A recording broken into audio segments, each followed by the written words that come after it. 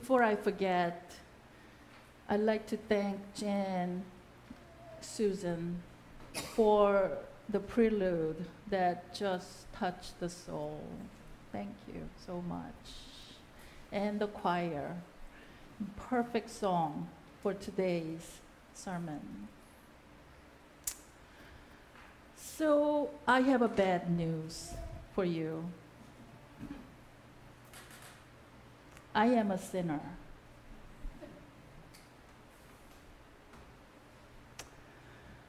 You know, I am a recovering perfectionist. You know what that is? I'm a perfectionist. I have been perfectionist, but I'm recovering perfectionist. That means that the only thing difference between perfectionist and recovering perfectionist is recovering perfectionist has awareness that I am a perfectionist. So the problem with the perfectionist is that, you know, we tend to be, we so much focus on being perfect because we're full of judgment inside. I have judgment toward myself, so if I do anything not perfect, then the judgment and guilt comes to me. And the problem with it, you know, the reason why I'm a sinner is I measure others with that same standard. So if someone is not as perfect as I expected, then I can be judgmental toward that person. So the other day, I called my insurance agent in Connecticut. You know,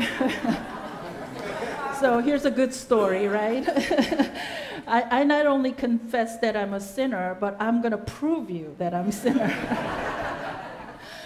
So I called her because I needed to switch the insurance, and I needed to cancel the Connecticut insurance. And I was already, you know, registering for Maine insurance, and I called the Connecticut insurance to cancel it.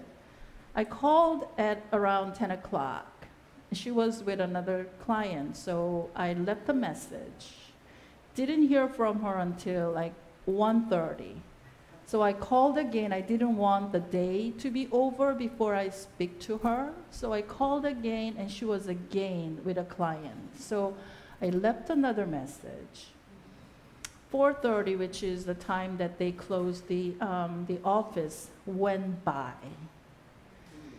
And you know, my heart was, you know, filling with this negativity. Like, why didn't she call me? You know, she's creating such inconvenience for me. And, you know, she should be doing better. And, you know, all these stories, right, that fill your heart. And, you know, when you're frustrated, you know, it's just annoyed. I was just annoyed. I wasn't really upset, but I was really annoyed. And because I am a recovering perfectionist, I caught myself. Oh my goodness, I'm doing it again. Oh my goodness, I am starting to make judgment towards someone and then filling myself with negativities. This is not good. So I repented. I took a deep breath and I said, God, I'm a sinner. Forgive me. So Jesus was about to teach the people who gathered around in the temple. The positivity, the stories about kingdom was about to be told. And then these religious leaders, those who are supposed to honor God, respect God, and recognize God, came with this negativity, full of anger and full of judgment, brought this woman who was caught in adultery, and they wanted to test Jesus. Their heart wasn't in a right place. And they came with that judgment, not only just the heart, but with a stone, ready to throw it at her until she dies. You know how much energy that is? You know how bad that is? This is an energy of murder. This is an energy that creates such negativity in the humanity. And they were ready to do that in the name of religion, in the name of Moses' laws.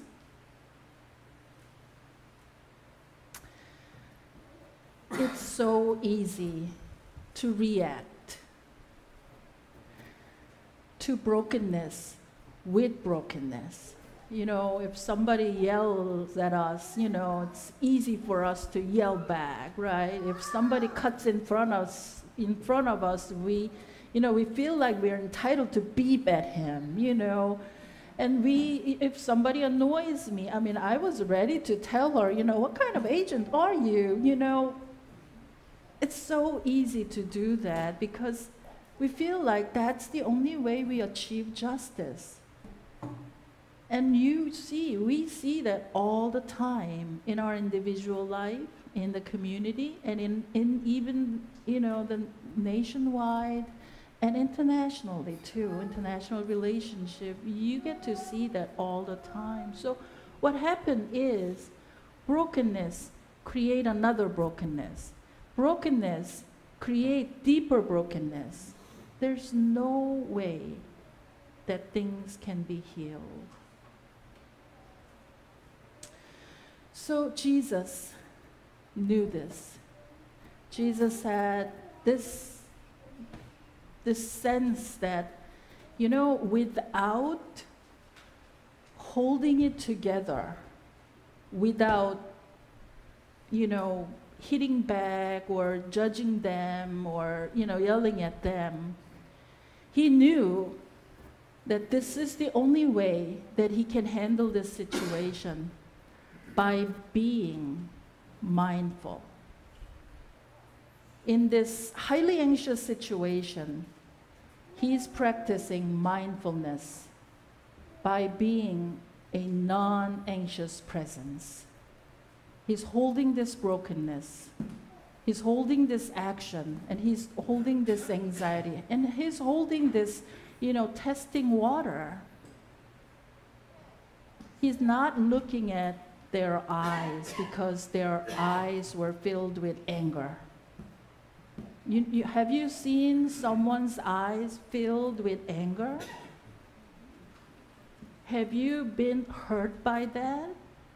And have you been influenced by that and intimidated and rising? Have you felt rising anger toward them? Just looking at people angry at you. Jesus knew he's not going to shout back at them. Jesus knew that the only way that he can control is being non-anxious. He was writing something on the ground. He was totally differentiated himself from the situation. And that has power. That has power. And then he said to them, those without any sin, go first. If you think that you never ever sinned before, go first. Throw the stone. He called people who are acting within that shelled, protected place of anonymity and asked them to hold themselves accountable. Do it yourself. And he probably said it with such power and authority. Everybody listened to him and turned the judgment around. Turned the judgment that they were projecting to the woman to themselves. So they came full of self-righteousness, and one by one they left with self-awareness. They came projecting their guilt and their fault to others and left being introspective. They came proclaiming that they're the judge, they're the righteousness, they're the righteous people, and then they left with the awareness that they are also the sinners. And the ultimate judge is God alone. This is a powerful story about how the gentleness of love can be disarming the desire to destroy and the power to abuse. This is a powerful story that love that comes out of God's own heart can only bring healing to the people, to the church, to the community, and to the world that is broken. You know, I told you that I was a perfectionist.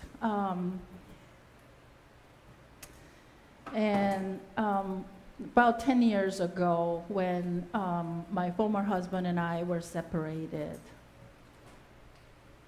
I was in deep darkness because what used to be perfect is not perfect anymore. It left a big scar in my self-image. And I was dealing with such deep pain because, you know, I was judgmental toward myself. Even though my former husband and I didn't do anything unlawful, this was just the way we were led. But there was still judgment toward myself. And I was hurting, but I didn't know how to tend my heart. So I went to a meeting, and this meeting, you know, we have a group of people that just share our personal life, and there was one person that I have to say that I didn't like.